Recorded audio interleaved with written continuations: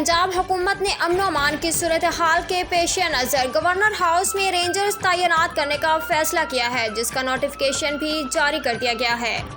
PTI chairman Imran Khan से गुज़श्ता रोज़ वज़ीर आला पंजाब और पार्टी रहनुमाओं की मुलाकात की अंदरूनी कहानी। कराची सिंध हुकूमत ने शादी, अमवात, पैदाइश और तलाक के सर्टिफिकेट से मुतल्लिक अहम फैसला करते हुए नादरा को खत लिख दिया।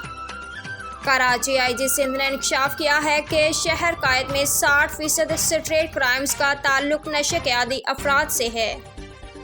इस्लामाबाद IMF के नुमाइंदा एस्टर प्रेजेर ने कहा कि सैलाब मुतासरीन की अमदाद और रिलीफ के लिए मौजूदा हालात में पाकिस्तान के साथ हैं और भरपूर अमदाद फराहम करेंगे।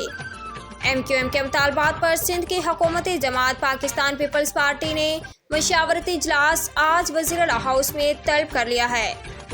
लाहौर साबिक गवर्नर सिंध इमरान इस्माइल ने लियाकत अली खान साहब के कत्ल की FIR शेयर करते हुए कहा, हमारी पुलिस का ये काम नया नहीं। इस्लामाबाद IG पंजाब ने तहरीक इंसाफ के चेयरमैन इमरान खान पर कातिलाना हमले की FIR अंदराज की रिपोर्ट सुप्रीम कोर्ट में जमा करा दी। कराची शहर कायद की ताजर बरादरी पाक फौज के शाना बशाना खड़े रहने के अज़्म का आदा किया है। उनका कहना है कि पाक फौज के खिलाफ कोई बात नहीं सुनना चाहते। अडयाला जेल में कैद 9 उम्र बच्चों के केसेस के फैसलों में तेजी आने लगी। इस्लामाबाद के मुकामी अदालत ने 2 9 उम्र बच्चों को फौरी रहा करने का हुक्म दे दिया।